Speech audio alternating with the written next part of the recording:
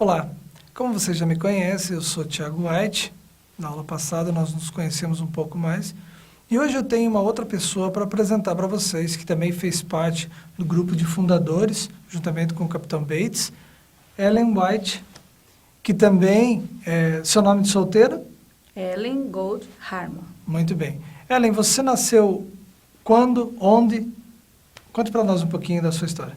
Bem, eu nasci na cidade do Gorham, no estado do Maine, Estados Unidos, no dia 26 de novembro de 1827. Minha mãe, ela antes de se casar, ela era professora, mas depois que ela se casou, ela se dedicou somente a cuidar de nós, se dedicou somente à família. Meu pai, Robert, ele era chapeleiro, fez esse belo... essa cartola. E ele, além de ser chapeleiro, ele também era fazendeiro. Quantos vocês eram na sua família? Você era filha única ou não? Não, nós éramos em 10. Papai e mamãe, né? E nós éramos em 8 filhos. Nós éramos 2 meninos e 6 meninas. Ah, claro, né? Eu e Elizabeth, irmãs gêmeas, né? E as caçulinhas. Ah, vocês eram as Os mais xodozinhos, óbvio. E aonde vocês estudaram? Lá em Gorham mesmo? Nós tivemos que nos mudar para uma cidade maior, por motivos da profissão do meu pai. Ele precisava, né, de um centro maior para vender as suas cartolas. E então nós nos mudamos para Portland, que era então uma cidade maior do estado do Maine. E foi lá então que a gente passou a viver, estudar. Ellen, você teve um acidente. Sim. Lá em Portland. Que idade você tinha e como é que foi esse acidente? Eu tinha por volta de 9 anos e eu e minha irmã, né, Elizabeth, nós estávamos voltando da escola e uma menina um pouco mais velha do que eu, ela começou a falar coisas, começou a nos xingar e eu não conseguia entender do que se tratava. E ao eu olhar para trás, para ver se realmente era comigo, o que estava acontecendo, essa menina então jogou uma pedra. E essa pedra então veio atingir o meu rosto, na região aqui assim do nariz, e uma pedrada muito forte. Eu cheguei até mesmo a desmaiar. E esse acidente, minha irmã ficou muito assustada ali na hora, passou até, naquele momento ali, passou um senhor e perguntou se precisava de ajuda, se queria que levasse para casa, mas imagine, eu não queria sujar a charrete dele de sangue, não conhecia, mas quando eu tentei me levantar, realmente fiquei tonta, eu não conseguia, né, me controlar realmente, e então ele me levou para casa. E, bom, você ficou inconsciente por quanto tempo? Umas 3 semanas. 3 semanas. O pai de Ellen, que estava em viagem, o Sr. Robert, quando retornou, o acidente foi tão grande que ele não reconheceu a filha. Mas depois disso, Ellen, você continuou a estudar, tudo bem, tranquilo? Eu tentei continuar estudando porque eu sentia muitas dores fortes de cabeça. Quando eu tentava forçar para escrever, para ler, a minha vista ela ficava toda embaraçada, eu não conseguia decifrar a escrita, eu tremia muito a minha mão, então eu não tinha firmeza para escrever. E ficou muito difícil. E a professora até, ela, numa maneira assim de fazer com que talvez aquela menina percebesse o erro que ela tinha feito, essa menina, ela me ajudava em sala de aula. Mas, infelizmente, não tinha como eu continuar. Eu realmente fiquei muito debilitada e, inclusive, tive que parar de estudar. Teve que parar. Parar com os estudos. Para uma consideração assim, né? Você vai dizer, poxa, mas um acidente, uma pedrada, e naquela época era muito complicado que as pessoas elas eram atendidas somente em casa, não tinham hospitais. Os médicos, eles não tinham vários anos de estudo. Eles tinham 3 meses de estudo, na sequência eles faziam uma prova, e se passassem naquela prova escrita, automaticamente poderiam começar a clinicar. Então, juntando tudo isso, veio esse problema que você não pôde continuar, então, a estudar. Uhum. Mas isso atrapalhou a tua vida de alguma maneira? Você teve que ficar dentro de casa? Mas continua a vida, como é que foi? É uma vida que eu continuei normal, só que realmente os estudos tivemos que romper, não teve como, não tinha realmente, por mais que tivesse essa menina para me ajudar. E a vida continuou normal. Eu realmente continuei sendo uma pessoa normal, mas algumas coisas assim, como que nós podemos dizer, diferentes talvez, acontecia comigo. Isso tem a ver com a tua vida espiritual, Sim, relacionada à igreja? sim. Que coisas diferentes eram essas? Eu era uma pessoa assim muito preocupada com a parte espiritual. Sim. E eu tinha sonhos, eram sonhos que eu tinha e esses sonhos eles me perturbavam, porque eu não entendia-os, eu tinha medo, e eu acabava que guardava para mim isso, tinha meus temores sozinhas, então isso me perturbava um pouco. De alguma forma, esse teu acidente te deixou assim achando que você não seria suficientemente boa pessoa para ir para o céu? Ou alguma coisa do gênero? Eu ouvia na época muito falar de fogo, de inferno, e eu achava que eu não estava assim muito apta a ir para o céu. Então eu tinha muita preocupação ainda com esses sonhos, mas um dia eu tive coragem e conversei com a minha mãe. Certo. Mas a minha mãe também, ao ouvir aquilo, ela ficou também um pouco assustada, também não soube falar o que para mim, né? Porque ela também não sabia explicar. E, na época, a gente resolveu, então, procurar o pastor. E o pastor, na época, era o pastor Stockman. E nós fomos, então, conversar com ele. Você fazia parte, nessa época, da Igreja Metodista. A Igreja Metodista, nós éramos todos. E o que o pastor da igreja. Stockman disse para você? Ao eu contar para ele que um dos sonhos que eu tinha era quando um sonho que eu vi o povo de Deus, né, no céu, e o outro sonho, o qual Jesus, né, eu sempre via Jesus e ele colocava a mão no meu ombro. Eu estava sentado em uma pedra, em um campo, e Jesus vinha e colocava a mão no meu ombro e dizia para que eu não temesse, que eu não precisava ter medo. E ao eu falar isso para o pastor, ele simplesmente falou assim: você é tão pequenina, Ellen, e isso vem de Deus, e você tem uma missão, Deus tem uma missão para você. E quando o pastor falou assim, eu me senti aliviada, porque se vem de Deus, eu não preciso ter medo, né? Então, foi muito bom ter conversado com o pastor, porque assim ele me confortou. Bom, e dentro dessa tua experiência religiosa, Ellen, você teve mais uma, vamos chamar assim, situação pitoresca, porque na Igreja Metodista você foi batizado aos 12 anos, pelo processo normal, mas aos 16, num congresso lá na Baía de Casco, você solicitou que fosse batizada por imersão, por solicitação tua, porque você sentia que algo precisava ser diferente na tua vida, por isso o processo de imersão? Nós nessa época, nós ouvíamos a pregação de uma pessoa que para nós foi muito importante na época, que foi Guilherme Miller, e ao escutarmos ele, ao estudarmos, eu senti a necessidade de que o meu batismo fosse por imersão. Então, foi a meu pedido, por mais que eu já era batizada, a meu pedido realmente, então, nesse congresso eu fui batizada por imersão, mas na Igreja Metodista ainda. Miller não era batista, nem metodista. Não. Então, Miller, vocês aceitaram os ensinos de Miller com respeito à segunda volta de Jesus e tudo mais, mas isso acho que provocou alguns problemas para vocês lá na igreja. Essa parte você vai falar? Não, tem que perguntar, eles precisam saber, Ellen, porque... Mas antes, assim, a gente não tinha combinado que não ia ter essa parte. Tá. Então, só eu vou contar, ela não precisa contar. Não, nem eu, você, a gente pode... Pular? Vamos para agora eu já falei para eles, agora eles ficaram curiosos por saber. Não é tua família, né? Conta. Conta.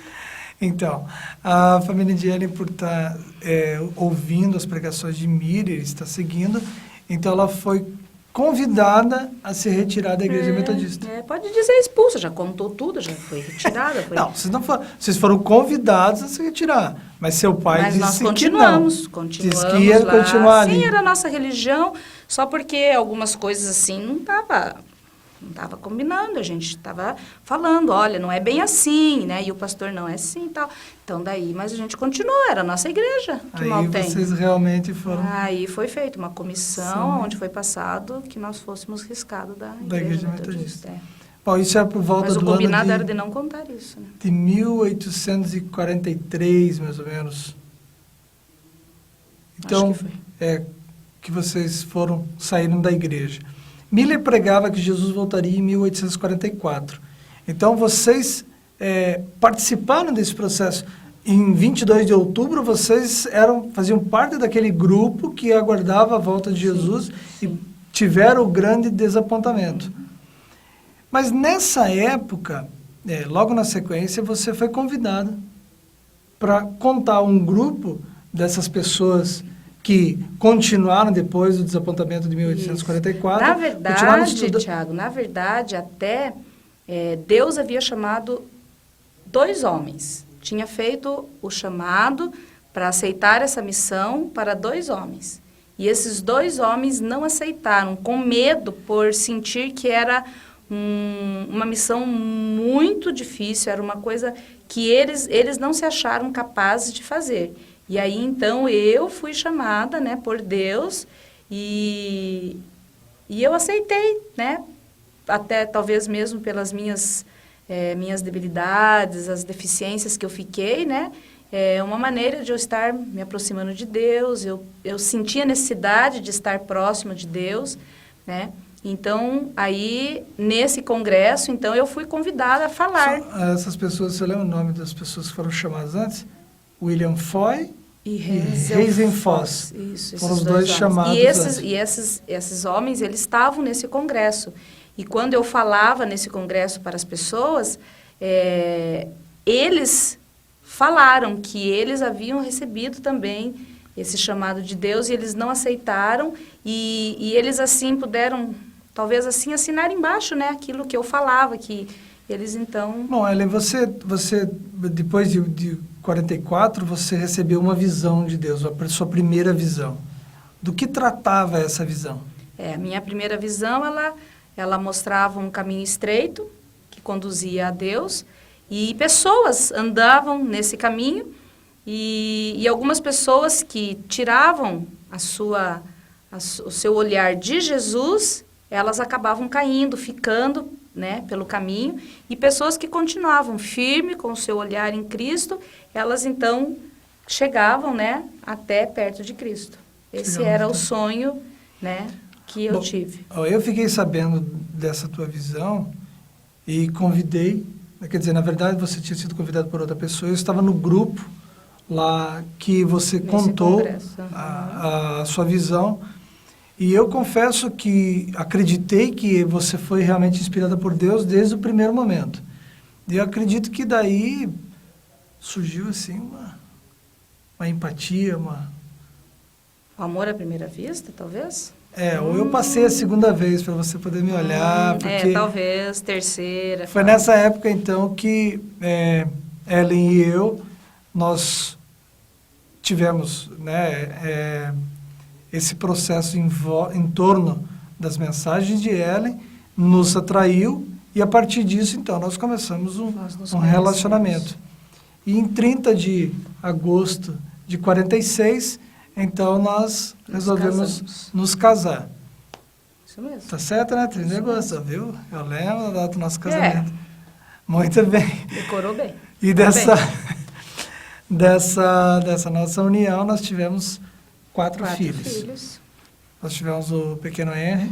Pequeno Henry, meu pequeno cantor. O Henry, ele ficou conosco até 16 anos, mais ou menos. E vivia correndo lá pela casa publicadora, lá em Better Creek. Sempre cantando, gostava muito de cantar. Mas ele foi cometido de uma doença. Como eu disse para vocês, o tratamento não era aquela coisa antigamente, né? Então o pequeno Henry faleceu. Tivemos o segundo, que é o James Edson, que tem o mesmo nome que eu, né? Que o meu nome, na verdade, é James White, tradução para o português é Tiago, então James Edson seria Tiago Edson. Então, nosso segundo filho, o Edson, ele se dedicou bastante, principalmente à evangelização dos negros, tanto que ele colocou um barco no rio Mississippi, que ia de Yazoo City até Mississippi, né? Funcionava como uma escola. E ali dentro tinha escola para poder ensinar as pessoas e também o evangelho. Sim. Então, o nome desse barco era Morning Star, né? Estrela da Manhã, que foi uma benção. Nosso terceiro filho, o Edson, ele se casou, mas não teve filhos. Nosso terceiro filho, William, William se dedicou, todos trabalharam na obra, né? Mas o William se dedicou principalmente na parte de publicações. Ele trabalhou bastante, foi presidente da nossa casa publicadora por muito tempo, auxiliou na edição do livro, quer dizer, continuou todo o trabalho que nós estávamos fazendo naquela época.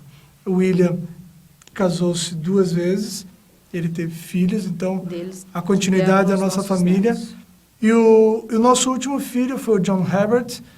Ele, infelizmente, com poucos meses de idade, ele faleceu também. Então, dos nossos 4 filhos, apenas 2 que chegaram à idade adulta e continuaram. Bom, Ellen, eu gostaria que você ficasse em pé, para que as pessoas pudessem conhecer um pouquinho mais de você, por gentileza. Tenha bondade. Vem, Ellen. Vem, as pessoas precisam conhecer um pouquinho mais. Mas você vai fazer? Não. Não? Imagina. É que eu gostaria que você soubesse. Desde a primeira vez que eu vi Ellen, eu me apaixonei por ela. Ela é realmente uma pessoa escolhida por Deus, alguém que cuidava da nossa casa, que não esbanjava dinheiro. Ela, apesar do seu 1,55 m...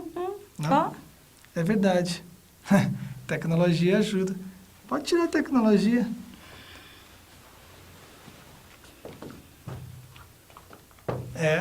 O que eu disse, 1,55 m, mas era uma grande mulher. Realmente, ela sempre... Agora é tua vez. Ajudou.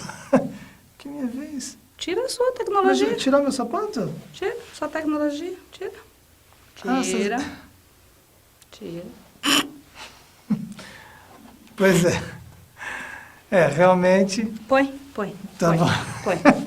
Põe a sua e eu ponho a minha. Vai. Ok. Muitas vezes precisamos, no começo da fundação da igreja, nos reunir lá em casa, por várias vezes, altas horas da noite, e ela sempre recebeu as pessoas em casa muito bem. Ela sempre, depois de receber as instruções de Deus a respeito de saúde, regime alimentar, ela sempre tinha uma horta em casa para termos ali verduras frescas, deixava a casa arejada, luz solar. Então, apesar de viajar bastante, ela nunca foi negligente com os nossos filhos. Então, realmente, uma mulher de coragem escolhida por Deus. Mas infelizmente, né, Tiago, um bom esposo, dedicado, mas não seguiu os conselhos de alimentação, de se cuidar.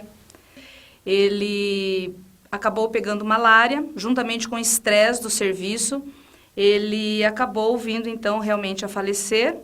E eu senti muito, porque nós éramos um casal, além do nosso amor ser mútuo, nós trocávamos, né? Ele era um grande organizador e eu, uma evangelizadora, e eu senti muito. Mas a vida continuou, né? E eu continuei ainda o meu trabalho. Mas um dia, também, um sábado à tarde, eu tinha na minha casa uma sala de estudo e eu, então, ao ir, sábado à tarde, para essa minha sala, eu acabei escorregando, eu caí e eu, então, machuquei, quebrei o fêmur e sentia muitas dores. Eu passei muito tempo na cama, eu não podia mais, então, estar andando, me mobilizando pela casa, mas Mesmo assim, na cama, em meio a dores, eu ainda escrevi algumas coisas. E essas coisas que eu escrevi nesse momento foram coisas, mensagens lidas pelos jovens. Mas vocês sabem que tudo que é bom acaba. E um dia também teve o meu fim.